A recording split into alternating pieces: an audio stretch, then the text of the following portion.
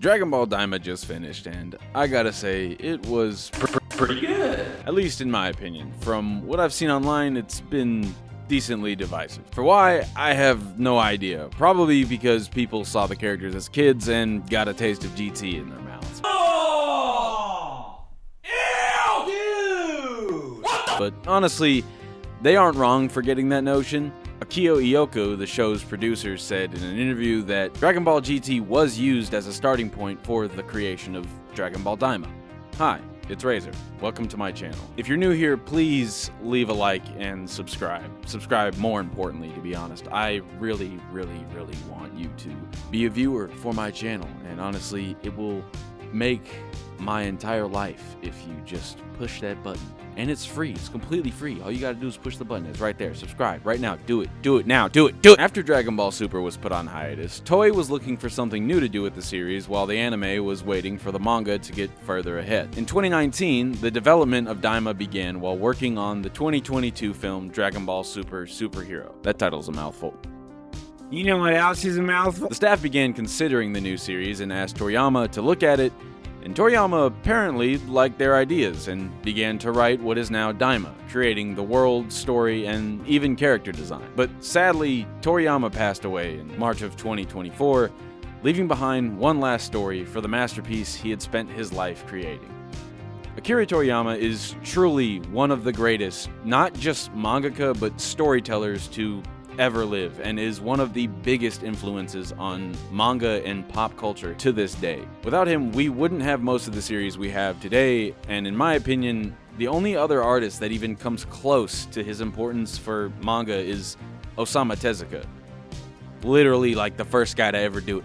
But before he left us, he was able to finish working on Daima, and in my opinion, the series itself almost feels like a goodbye, as it depicts multiple themes and stories that we've seen throughout the series and wraps them all in one show. Youth and adventure, evil rulers oppressing people, enemies becoming friends as examples. It also serves to give us multiple things from the non-canon Dragon Ball projects and introduces them officially into the main story. Super Saiyan 4, Vegeta Super Saiyan 3, and delving into the demon realm, something he had only talked about throughout the series for literally years. Seeing the main characters, and specifically Goku as a kid again, recapturing the essence of where the series began with a more lighthearted and jovial tone, rings deep as it shows the inner child imagination of Akira Toriyama that sparked the series itself and brought so much life to its world and characters. Daima shows us Goku and the rest of the characters recapturing their youth and gives a familiar vibe to Dragon Ball, leading up to the end where,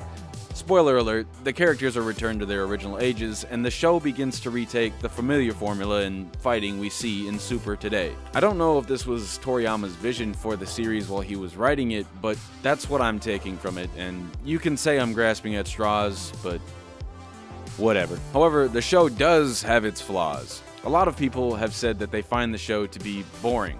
Personally, I don't feel that way, but I can understand why they'd feel that way. The show does step away from the high-octane modern storytelling of the main series, and most fans of the series don't enjoy the earlier Dragon Ball material for the same reason. But like I said, I feel like it was a great thing to recapture that era of the series, as it reminds us where it all began.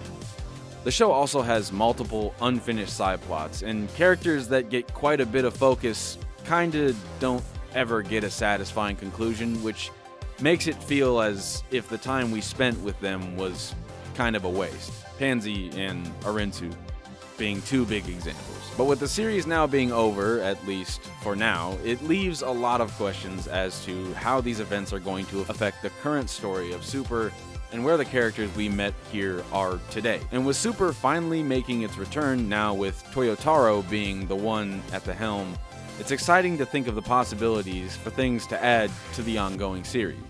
Now, I'm gonna get into spoilers, so if you haven't finished the show, go do that and come back. There are a lot of things that were introduced in Daima that were never used or delved into that much. Like the meta bugs, especially the fusion bug. I was really hoping that in the last episode we would get to see it used, but they never did, so either it was a waste of our time for it even being in the show, or it's going to be used in Super sometime in the future. Which is also the way I feel about Majin Buu and Ku and Arinsu as characters.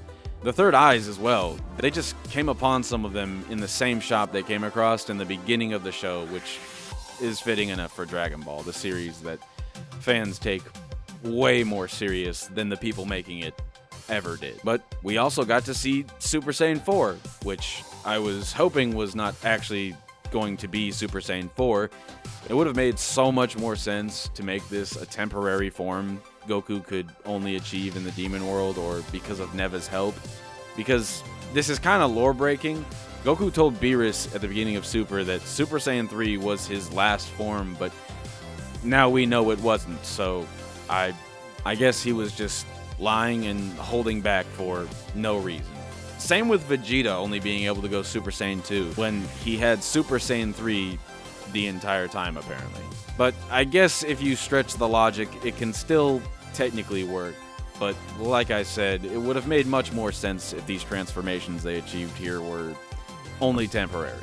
But speaking of Super, this series has definitely brought in some cool ideas and possibilities for the future. In my opinion, I 100% believe we will be seeing the Metabugs and the Third Eyes getting used in Super, maybe even in the upcoming arc. I'm really excited to see what the new fusion with the green bugs could be, but the Third Eyes also bring a cool power boosting tool that I could absolutely see being used in the future as some kind of last-ditch effort to defeat a new villain.